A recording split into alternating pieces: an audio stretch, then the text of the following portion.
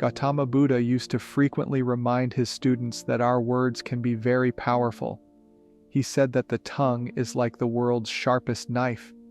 He also said that words are the most lethal weapon in the world because they have the capacity to cause emotional harm to people even when they do not physically harm them.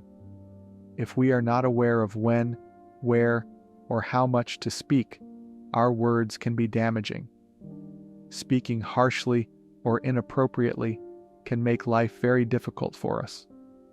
But sit back and listen as I share a story about the profound impact silence can have on your life. It will help you understand how powerful silence can truly be. Imagine a scene deep within a serene forest, nestled amidst the whispering leaves, resided a renowned Buddhist teacher known for his wisdom. One scorching afternoon, a weary king, his brow etched with worry, arrived at the monastery gates. Despite his immense wealth and power, a gnawing emptiness echoed within him, a yearning for inner peace that eluded him. The king was welcomed into the monastery and introduced to the teacher. The king, accustomed to issuing commands and having his every word obeyed, found the teacher's tranquil demeanor unsettling. Yet, desperate for solace, he poured out his woes. "Master," he pleaded, "though I possess vast riches and a kingdom at my command, my heart knows no peace. My mind is a whirlwind of anxieties, and sleep evades me." The teacher listened patiently, his gaze reflecting the stillness of the forest. Finally, he spoke, his voice a gentle ripple in the silent air. "Great king, the answer you seek lies within you, but the constant chatter of the world drowns it out.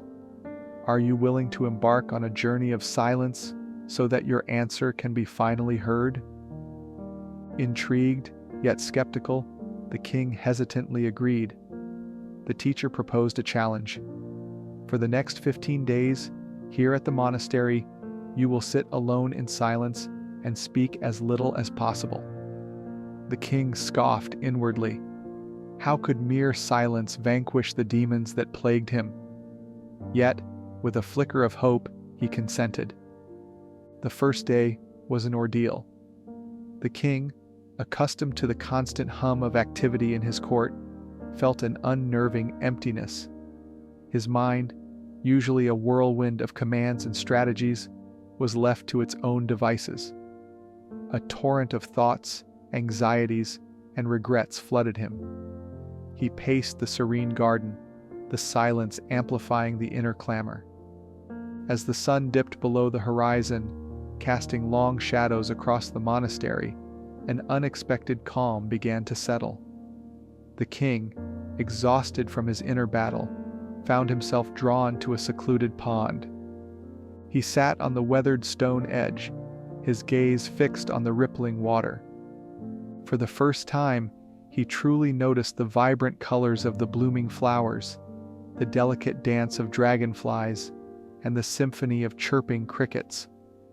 A sense of awe washed over him, a forgotten connection with the natural world blossoming within. Days turned into weeks. With each sunrise, the king delved deeper into the unfamiliar territory of silence. He began a simple routine of meditation and mindful movement.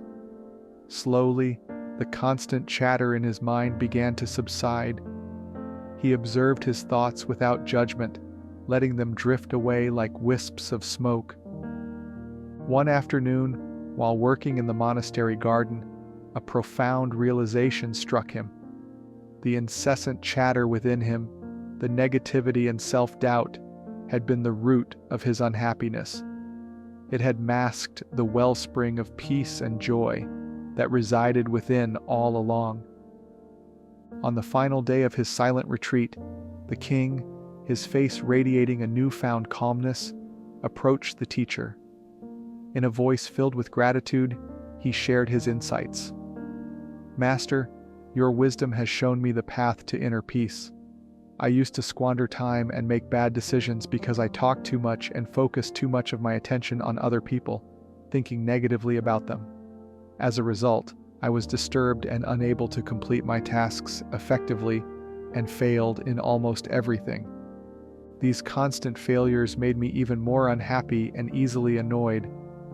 I have learned that true strength lies not in the power I wield, but in the quiet control of my own mind. The teacher smiled gently and said, "Many people in the world today talk too much. They use speech to hurt others and prove themselves, but in doing so, they lose themselves. You see now that silence is the first step to truly knowing yourself, for silence is not merely the absence of sound, but a gateway to self-discovery. When people become quieter, there are fewer arguments as they have the calmness from within. So you see, it is only best to speak when it is better than the silence itself." The king returned to his kingdom a transformed leader. Gone was the frantic urgency that had plagued him before.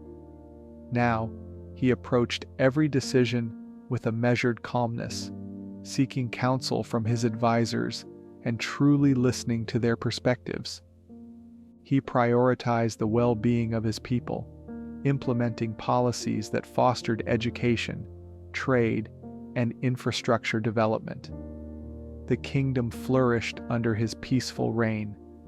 Disputes were settled not with threats of war, but through reasoned discussion and compromise.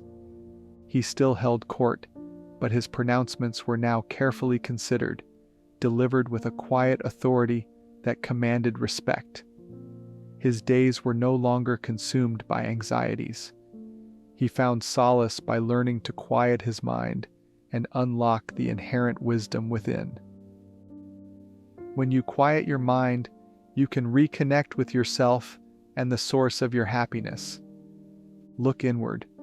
It's your inner world where true power resides. Connecting with your inner self isn't about becoming a recluse.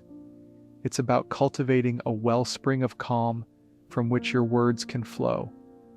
Imagine a musician who plays a frantic melody on a broken instrument. The notes are jumbled, the sound harsh. Now, imagine the same musician, centered and focused, playing a familiar tune on a perfectly tuned instrument. The music becomes a melody, each note carrying weight and purpose. When you speak from a place of inner peace, your words become like that beautiful music. They are clear, concise, and carry the intention you set for them. By quieting the inner chatter and connecting with your purpose, you'll find the right words to express yourself authentically and effectively. Inner silence fosters a deep strength, but it's not just about the words you don't say. It's also about the power of listening. When your mind is cluttered with noise, it's difficult to truly hear what others are saying. But when you've cultivated inner peace, you become more present and an empathetic listener. You can absorb the thoughts and feelings of others, fostering stronger connections and building trust.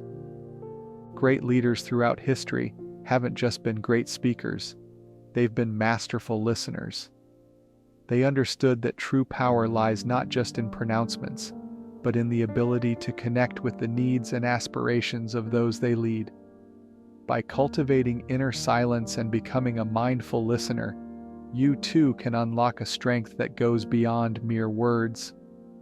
We've all experienced conversations where someone talks incessantly, yet says little of substance. Their words fall flat, leaving us feeling drained and uninspired. In fact, those who talk a lot frequently turn to lying and spreading bad information about other people. This negativity takes root in their minds and then causes restlessness and depression.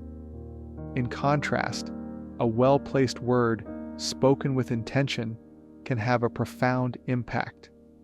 True intelligence comes from knowing when, where, and what to say, and those who develop this skill tend to succeed throughout their lives. When we use words sparingly and thoughtfully, they become more powerful. We avoid cluttering the conversation and ensure that our message is clear and impactful. Ancient wisdom teaches that our words are a reflection of our inner world. By cultivating patience through silence and gaining a deeper understanding of ourselves through meditation, we choose our words with greater care. We become more mindful of the impact they have on others, fostering positive connections and building a more harmonious world. Making silence a part of your day, even for just 20 minutes, is a powerful practice. It can be as simple as finding a quiet corner in your home, closing your eyes, and focusing on your breath. During this time, allow the thoughts to come and go without judgment. This daily dose of quiet can become your sanctuary, a place to recharge and reconnect with yourself. The benefits of silence extend far beyond the initial practice. As you cultivate inner peace, you'll find it spilling over into your daily life. You'll approach challenges with a calmer mind, navigate difficult conversations with greater ease, and connect with others on a deeper level. Silence is an empty space. Space is the home of the awakened mind. Gautama Buddha. This journey of inner peace is a lifelong pursuit, but the rewards are immeasurable. Join us on this path and discover the transformative power of silence and mindful communication. We invite you to share your experiences, ask questions, and explore the vast wellspring of wisdom that lies within each of us. Until next time, nurture your light.